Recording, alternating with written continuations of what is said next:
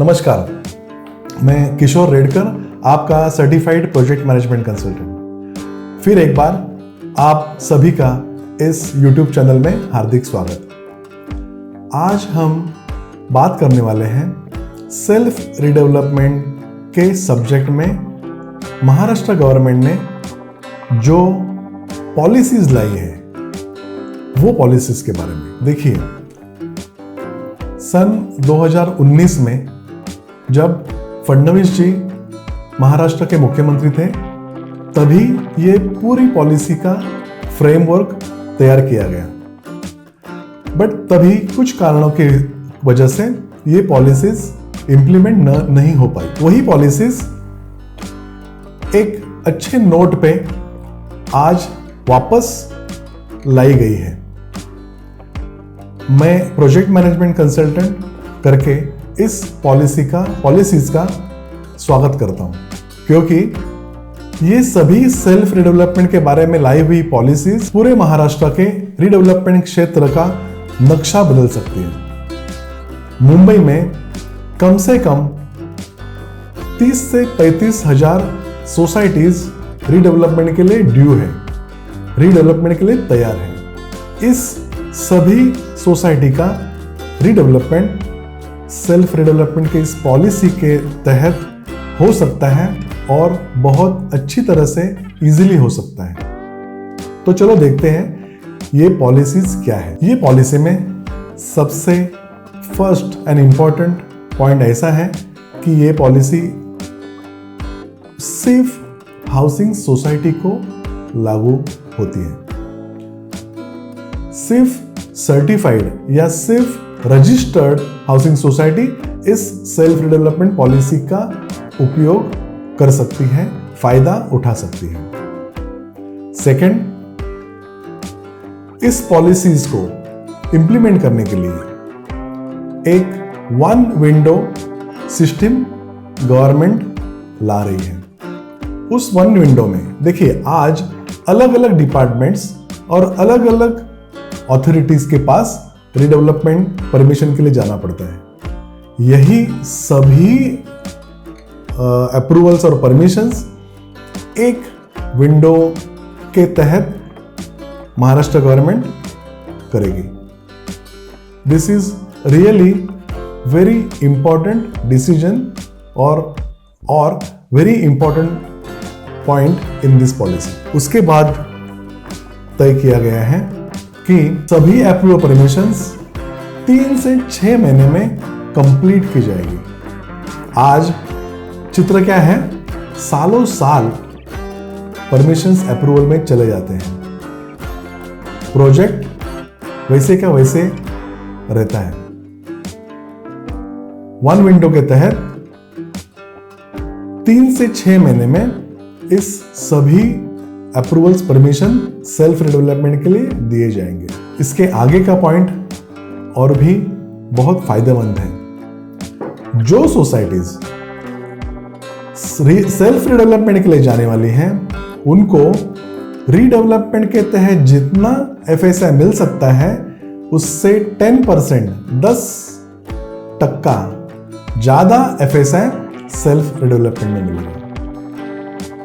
देखिए, builder driven redevelopment में जो भी रूल्स के हिसाब से जितना एफएसआई सोसाइटी को मिलता है उससे 10% ज्यादा, 10% ज्यादा एफएसआई या कंस्ट्रक्शन एरिया सेल्फ रिडेवलपमेंट में सोसाइटी को मिलेगा। उसके आगे का पॉइंट है रोड विड्थ। अभी तक इस मुंबई में ऐसे बहुत से रोड है जो 9 मीटर्स के से भी कम है, और इस 9 मीटर से कम के रोड में जो बिल्डिंग्स आती है उनके रिडेवलपमेंट में बहुत सी कठिनाई आती है। गवर्नमेंट के इस नए सेल्फ रिडेवलपमेंट पॉलिसी में ये पॉइंट लिया गया है कि जो भी 9 मीटर के नीचे रोड्स हैं उसमें भी रिडेवलपमेंट के लिए परमिशन दी जाएगी, और उस 9 मीटर से कम जो विड्थ है उसको सभी सोसाइटीज मिलके, उस रोड पे जो भी सोसाइटीज हैं वो सभी सोसाइटीज मिलके दोनों तरफ से 1.5 मीटर छोड़ के उस रोड को 9 मीटर करने की परमिशन देगी। और ये पॉइंट उस सभी सोसाइटीज को बहुत फायदेमंद है जो आज 9 मीटर के नीचे के विड्थ के रोड पे खड़ी है। बहुत बार हमें रीडेवलपमेंट में टीडीआर खरीदना होता है, परचेस करना होता है मार्केट से या किसी एजेंसी से। अभी इस पॉलिसी के जो महाराष्ट्र गवर्नमेंट ने जो पॉलिसी ले आई है, उस पॉलिसी के तहत टीडीआर का जो भी रेट है वो रेट से 50% कम के रेट में सेल्फ डेवलपमेंट में सोसाइटीज को टीडीआर दिया जाएगा। नेक्स्ट गेम चेंजर पॉइंट है वो है प्रीमियम। आज प्रोजेक्ट का मैक्सिमम रेवेन्यू प्रीमियम भरने में जाता है। जो भी सोसाइटीज इसके आगे सेल्फ डेवलपमेंट में जाएगी उनको जो प्रीमियम अभी तक भरना पड़ता था उस प्रीमियम में 50% की सब्सिडी मिलेगी। यानी रीडेवलपमेंट में जब सोसाइटी जाती है तो जो प्रीमियम भरना पड़ता था उस प्रीमियम में 50% की कटौती, 50% का सब्सिडी गवर्नमेंट की तरफ से इस पॉलिसी में दिया जाएगा। इस पॉलिसी में और एक महत्व का पॉइंट है वो है यदि इस सभी पॉलिसीज का फायदा सोसाइटी को लेना है तो आपका रीडेवलपमेंट का प्रोजेक्ट 3 साल में आपको कंप्लीट करना है। देखिए आज जो प्रोजेक्ट चलते हैं वो सालों साल प्रोजेक्ट चलते हैं। गवर्नमेंट ने ये पॉलिसी में पॉइंट डाला है कि यदि आप 3 साल में ये प्रोजेक्ट कंप्लीट करो तो ही सेल्फ डेवलपमेंट का आप ये जो सभी पॉलिसीज का फायदा आपको मिलेगा।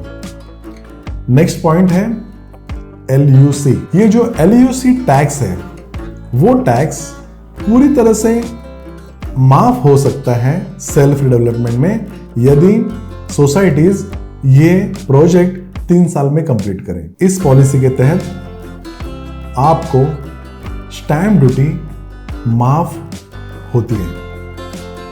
महाराष्ट्र गवर्नमेंट ने सेल्फ डेवलपमेंट में जो भी सोसाइटी जाती है ये एक पहला समझ लेते हैं कि जब डेवलपर ही नहीं है तो डेवलपर के साथ में जो डेवलपमेंट एग्रीमेंट होता है वो भी सेल्फ डेवलपमेंट में नहीं होता। इसलिए आपकी जो स्टैम्प ड्यूटी डेवलपमेंट एग्रीमेंट में भरी जाती है, भले वो डेवलपर से भरी जाती है बट वो प्रोजेक्ट का ही कॉस्ट है।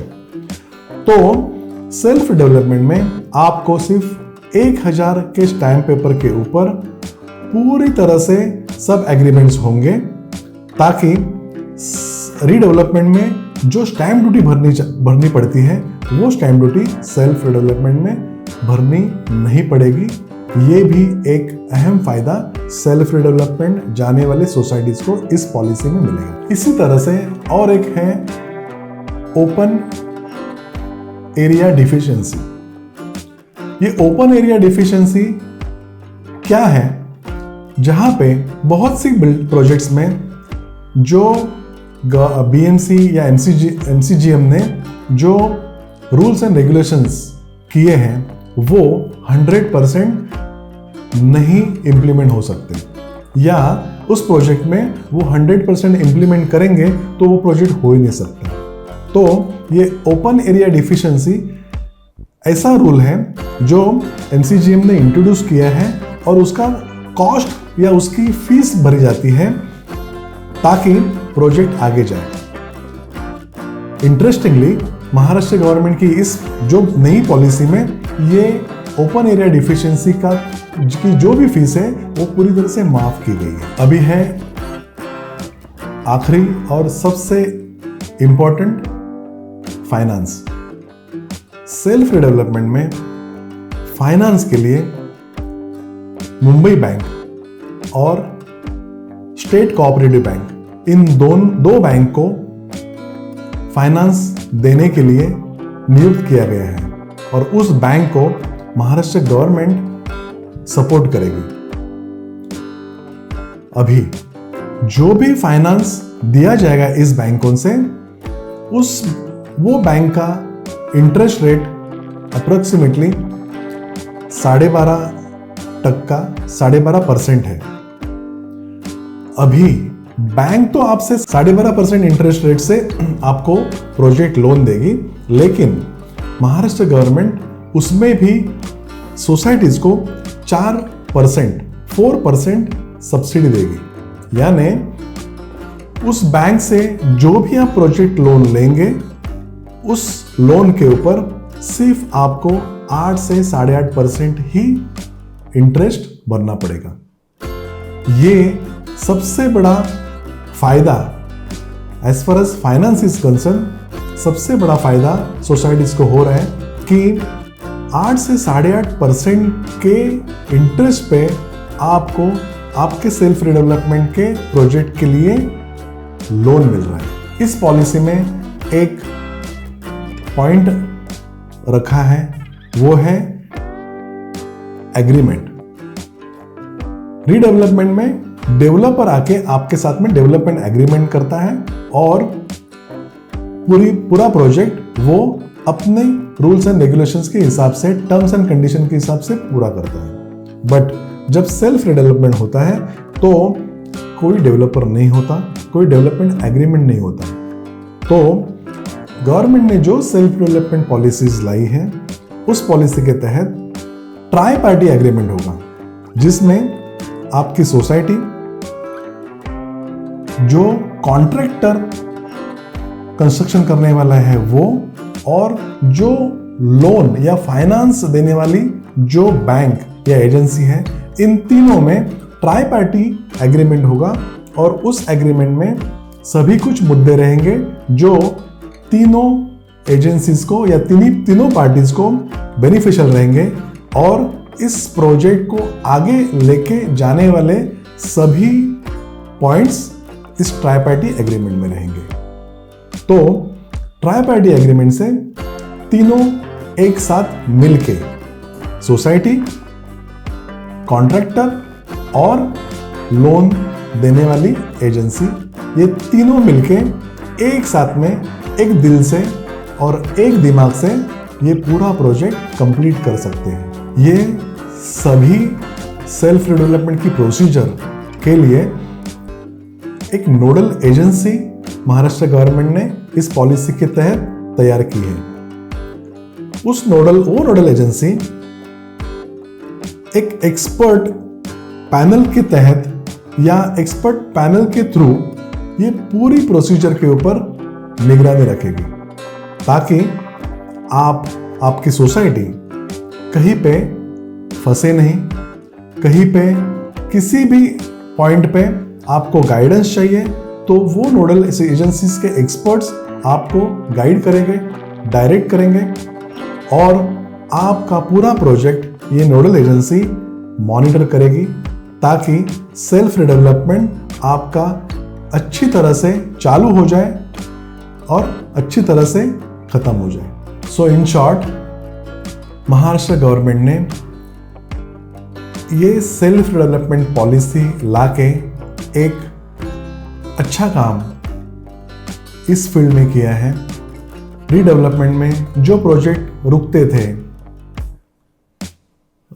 होते ही नहीं थे, बहुत से लोग अपना पुराना घर छोड़ने के बाद नए घर में आ ही नहीं सकते थे। ये सभी प्रॉब्लम्स को रोक लगाने का काम इस महाराष्ट्र गवर्नमेंट के सेल्फ डेवलपमेंट पॉलिसी ने किया है। मैं प्रोजेक्ट मैनेजमेंट कंसल्टेंट करके इस पॉलिसी का दिल से स्वागत करता हूं और महाराष्ट्र गवर्नमेंट का ये अच्छी पॉलिसी के लिए आभार मानता हूं। Thank you.